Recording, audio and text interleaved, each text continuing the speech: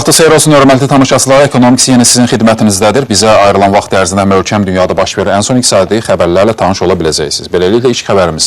Aprel ayının 1-nə olan məlumata görə Şah Dəniz yatağının işlənilməsindən Dövlət Neft Fondunun 1,7 milyard dollar gəlir daxil olub. Şah Dəniz 2 layihəsi çərçivəsində bu gəlirlərin daha da artacağı proqnoz olunur. Qeyd edək ki, hal-hazırda fondun aktivləri 36 milyard dollara yaxındır. Bu göstərici 2013-cü ilin nisbətən 5,1% artıb. Bakı-Tbilisi-Ceyhan kəməri ilə neft daşımaları isə azalıb. Dövlət Neft şirkətindən bildiriblər ki, mart ayı ərzində boru xətti ilə 2,4 milyon tona yaxın neft nəqli həyata keçirilib. Bu isə ötən ilin müvafiq dövrünə nisbətən 2,1% az deməkdir. Türkiyənin Ceyhan limanından daşımaları isə artıb. Dövlət şirkətindən verilən məlumata görə keçən ay ərzində liman 2,4 milyon ton qara qızıl ixrac edib. Bu göstərici ötən ilin müvafiq dövrünə nisbətən 1,5% çoxdur. Bu həcimin 1,7 milyon tonunu Dövlət Neft Fonduna məxsus neft təşkil edir. Ümumiyyətlə, Bakı-Tbilisi-Ceyhan kəməri istismara veriləndən bu günə kimi Ceyhan limanına 240 milyon tondan çox neft ixrac edilib. Avro 4 standartlarına cavab verməyən avtomobillərə tətbiq edilən idxal qadağası ilə paralel ölkə daxilində istismarda olan belə maşınların utilizasiyası həyata keçirilməlidir. Ekspertlər belə təkliflə çıxış ediblər. Onların fikrincə bunun üçün kompleks tədbirlər görülməli və nəqliyyat vasitələri xüsusi baxışdan keçirilməlidir.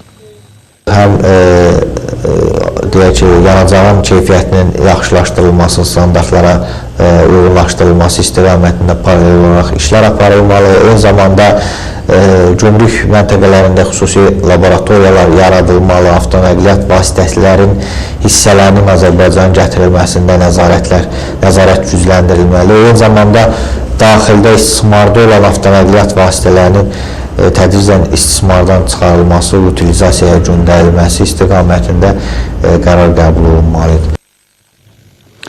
Bakının Pirallahı rayonu digər enerji mənbələrindən imtina edə bilər, yəni rayonun enerji təminatı yalnız alternativ mənbələr hesabına təmin olunacaq. Bunun üçün rayonda Günəş elektrik stansiyasının inşasına başlanılıb. Stansiyanın gücü 2,8 meqavat təşkil edəcək. İcra hakimiyyətindən bildiriblər ki, rayon ərazisində alternativ və bərpa olunan enerji mənbələri üzrə Dövlət Agentliyi üçün 2 hektar torpaq sahəsi də ayrılıb. İndi isə xarici xəbərlərə nəzər yetirək. Rusiya ilə Ukrayna arasında dərinləşən qaz münaqişəsi Avropanın narahatlığını artırıb. Avropa Komissiyası növbəti qış mövsümündə birlik ölkələrinin qazsız qalacağından ehtiyatlanır. Problemi həll etmək məqsədilə bir neçə vacib görüşün keçiriləcəyi planlaşdırılıb. Energetika məsələləri üzrə Avropa komissarı Günther Oettinger Ukraynada təcili olaraq bugün üçün 2 vacib görüş keçirməyi planlaşdırıb. Müzakirə mövzusu isə təbii qaz qiymətinin artırılması ilə Ukrayna-Rusiya münasibətlərinin daha da kəskinləşməsi olacaq. Avropalılar Ukraynanın Rusiya qaz nəqli üçün ödəniş etməməsi nəticəsində qaz ixracını dayandıracağından ehtiyatlanırlar. İlk görüşün Ukraynanın energetika naziri Yuri Prodan ilə baş tutacağı bildirilir. Görüş zamanı Ukraynalı nazirlə ölkənin ehtiyat anbarlarındakı vəziyyət, ixrac tempi və gələn qışa hazırlıq məsələləri barədə fikir mübadiləsi aparılacaq. Vaxt keçir və biz tələsməliyik. Ukraynadakı təbii qaz anbarlarını doldurmaq üçün yollar axtarmalıyıq. Əgər bu proseslər gecikərsə, o zaman soyuq qış aylarında ciddi problem yaşana bilər.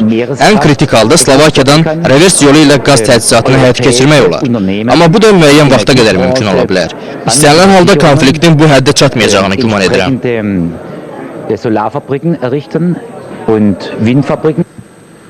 Bugün başlayacaq növbəti görüş isə Avropa Komissiyasının qaz koordinasiya qrupu ilə olacaq.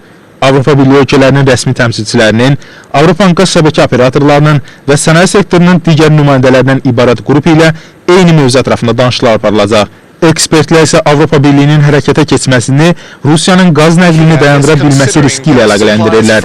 Tariflərin 81% artması rəsmi Kiyevin borc öhdəliyini yerinə yetirməməsindən səbəb ola bilər ki, nəticə itibarilə rəsmi Moskva kəskin addım ata bilər.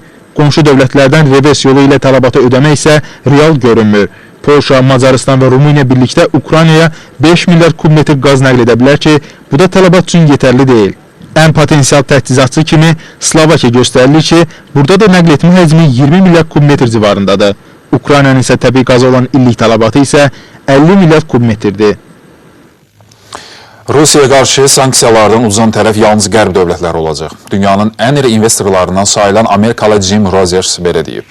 Rusiyanın ticarət üzrə kifayət qədər çoxlu tərəfdaşları var. İstədiyi ölkə ilə münasibətlərini möhkəmləndirə bilər. Amerika Birləşmiş Ştatlarının atdığı addım isə sadəcə olaraq öz ayağına atəş açmaq kimi bir şeydir. Amerika Birləşmiş Ştatları və Avropanın təzyiqləri artdıqca Rusiyanın Çinlə münasibətləri güclənir. İki nəhəngin birləşməsi dünyanın hazırki balansını 180 dərəcə dəyişə bilər. Avrozona daxilində roaming ödənişləri ləğv olunur. Qanun layihəsi Avropa Parlamentində deputatların böyük səs çoxluğu ilə qəbul olunub.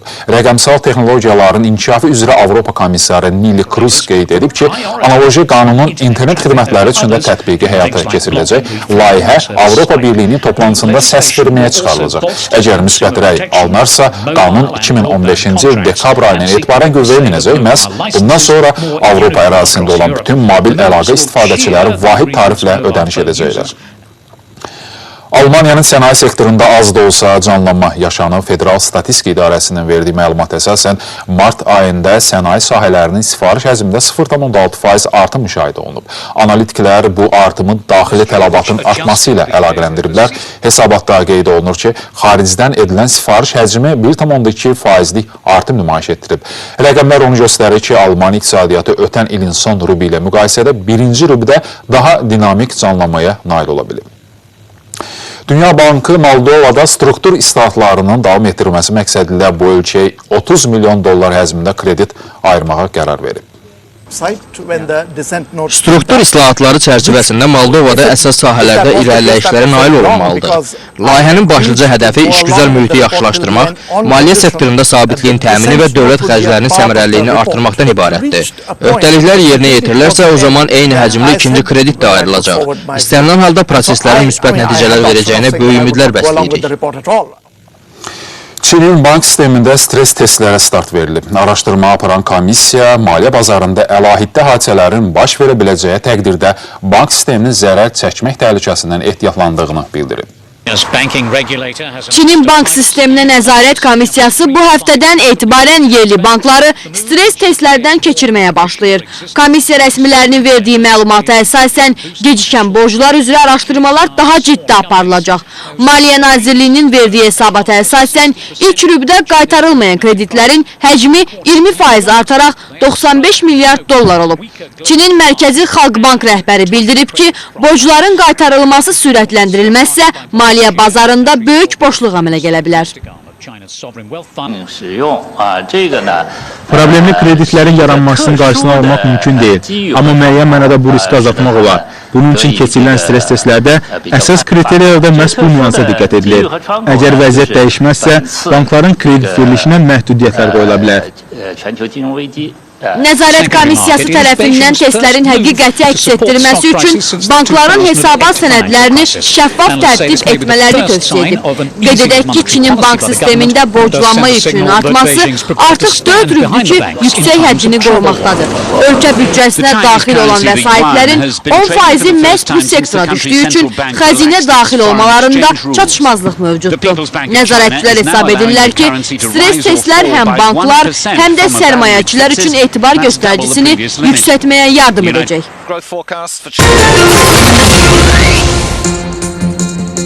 Hörmətli tamaşaçılar, indi isə verilişimizi qonaqla söhbət hissəsinə keçid etmək istəyirəm. Qonağımız alternativ və bərpa olunan enerji mənbələri üzrə Dövlət Agentliyinin sədrini müşaviri Cəmil Məlikovdur. Cəmil müəllim, sizi efirimizdə bir daha salamlayıram. Bayaq biz verilişimizdə də Pirallaha qəsəbəsində həyata keçirilən alternativ və bərpa olunan enerji mənbələrinin istifadə imkanlarına toxunduq. Ümumiyyətlə istəyərdik bugünkü sizinlə söhbətimizdə bu məsələyə toxunaq. Və dünya təcrübəsi göstərilir ki, hər hansı bir ölkənin bir mənbədən asılılığı onun üçün təhlükələr yarada bilir. Baxmayaq ki, Azərbaycanda kifayət qədər ənənəvi enerji istehsalı və ixracı var, amma təəssüf ki, bu tükənən mənbələrdir. Və bununla bağlı bilmək istəyərdik və son vaxtlar alternativ və bərpa olunan enerji mənbələri üzrə hansı layihələr həyata keçirilir? İlk olaraq Abşeron yarımadasındakı layihələrdən danışmanızı istəyərdik. Çox sağ olun, Rasim müəllim. Sözsüz ki, energetika sahəsində generasiya güclərinin diversifikasiyası və onların deməli, ölkə ərazisində paylanması bu bir neçə müsbət nəticələrə gətirib çıxarda bilər. İlk öncə risklərin azalması ondan ibarətdir ki, bizim hansısa bir növ elektrik stansiyalarımızda hansısa bir səbəbdən dayanma, açılma müşahidə olarsa da digər növlər elektrik stansiyalarımızın işləmə rejimi davamçıl ola bilər. Və həmin elektrik stansiyaların istehlakçılara yaxın məsafədə yerləşməsi bu enerjinin ötürülməsi ilə bağlı itkilərin aradan götürülməsinə gətirib çıxardır və beləliklə biz elektrik enerjisinin istehsalında, onun ötürülməsində, onun istifadəsində daha yüksək deməli enerji qənaətçiliyinə gəlib çıxa bilirik. Və sözsüz ki, Azərbaycanın çox maraqlı xüsusiyyətlərini biz başlamışıq müşahidə eləməyə. Çünki bərpa olunan enerji mənbələrinin bu günləri inkişafı yeni ərazilərin əmələ gəlməsi ilə, yəni bizim bugünə qədər elə bir köhnə stansiyalarımız yoxdur, köhnə yerlərimiz, istehsal zonalarımız yoxdur. Biz ancaq yeni bir nöqtələrdə, yeni bir ərazilərdə öz stansiyalarımızı quraşdıra bilirik. Və biz Dövlət Agentliyinin rəhbərliyi adından, əməkdaşları adından yerli icra orqanlarına öz minnətdarlığımızı bildirmək istəyirik ki, bizim hər bir müraciətlərimiz alqışla qəbul olunur həmin yerli icra hakimiyyət orqanlarından və bizə lazım olan, lazım qədər torpaq sahələri ayrılır və sözsüz ki, bizim də vahid tələblərimizdən biri də ondan ibarətdir ki, bizə elə torpaqlar ayrılmalıdır ki, bu iqtisadiyyatın digər sahələrinə yararsız bir vəziyyətdə olsun. Kənd təsərrüfatı üçün, yaşayış məntəqələrinin əmələ gəlməsi üçün, insanların orada hansısa bir aktiv əməklə, əməliyyatla məşğul olmasına yararsız torpaqlar. Yəni, bu da Abşeron yarımadasında kifayət qədər neft sənayesinin ekoloji baxımından çirklənmiş torpaqları biz nəzərdə tuturuq. Və şükür Allah'a bu günləri bizim üçün həm Pirallaq rayonunda, həm Suraxanı rayonunda belə bir ərazilər ilkin rekultivasiya əməliyyatları keçiriləndən sonra bizim nəzərimizə təqdim olunmuşdur və biz oralarda günəş elektrik stansiyaların quraşdırılması ilə artıq məşğuluq və ümidvarıq ki, təqribən tipik bir elektrik stansiya layihələridir, 2.8 megawatt gücündə və bundan birinci mərhələsi 1 megawatt gücündə olan stansiyaları biz Allah qoysa bu ayın axırına kimi istismarına başlamaq. Cəmilən, biraz əvvəl biz xəbər verdik Pirallahı rayonunda artıq rayon icra hakimiyyətinin verdiyi məlumata görə yaxın vaxtlarda yəni ənənəvi enerji mənbələrini imtina edə bilər. Yəni bu doğrudan realdır və nə vaxt reallaşa bilər? Abşeron digər regionlarında da belə imkanlar varmı? Bəli.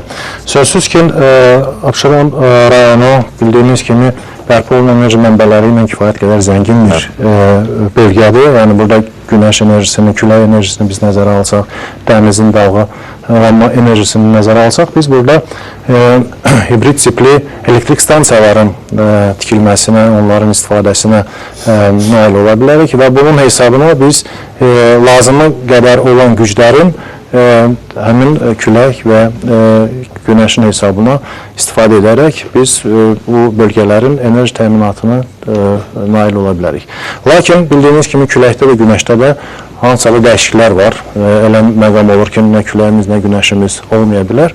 Bu halda bizim Qobustanda artıq həyata keçirdiyimiz hibrid tipli elektrik stansiyanın bir rezerv gücü olaraq biogaz vasitəsilə, səmt qazları vasitəsilə işləyən və yaxud təbii qaz hesabına işləyən sözsüz ki, qaz generatorlarımız da bu elektrik stansiyaların bir rezerv gücləri olaraq bizim bərpa olunan enerji mənbələrimizin işləmədiyi zamanı, onun enerji daşıyıcılığı olmayan zamanı həmən bu rezerv güclərdən istifadə etmək olardı və bildiyiniz kimi Abşeron yarımadasında kifayət qədər səmt qazları müşahidə olunur. Yəni neft quyularının ətrafında, neft quyularının bu günləri şükür Allah'a ki, bu səmt qazları hansısa formada utilizasiya olunur və utilizasiya yolunun bir istiqaməti də bu bərpa olunan enerji mənbələrinin istifadəsinə bir rezerv güclər kimi həmin o qaz generatorlar vasitəsilə istifadə olması və bununla biz sözsüz ki, həm bu deməli enerji təchizatı sistemində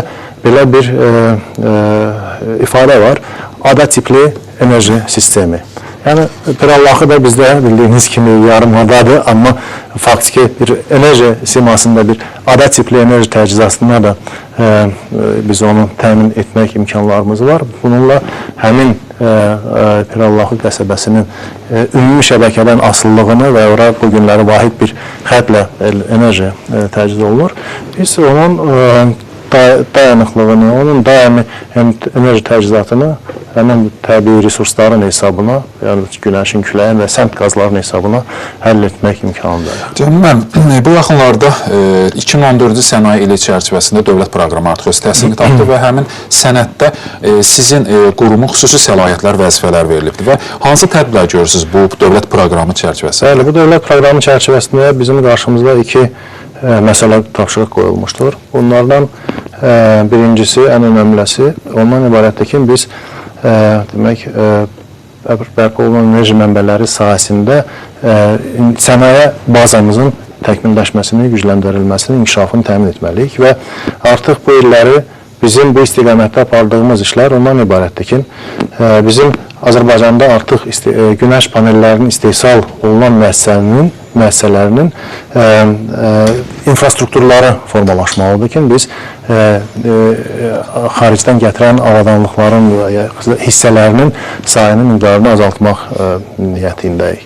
Bunun üçün xüsusi metal prokatların deməli, müəssisələrin əmələ gəlməsi, əsasən alüminium profillərin istifadəsi simasında, xüsusi izolyasiya materialların istehsalı və tikintidə istifadə oluna bilən, günəş texnologiyalarında istifadə oluna bilən izolyasiya materiallarının istehsalı, deməli, günəş texnologiyaları, ümumiyyətcə bərpa olunan enerji texnologiyaları xüsusi tipli akkumulyatorlar vasitəsilə öz dayanıqlığını və avtonom rejimində işləməsini təmin etdiyinə görə biz belə xüsusi akkumulyator zavodlarının da əmələ gəlməsini bu ilki planlarımızda nəzərdə tutmuşuq.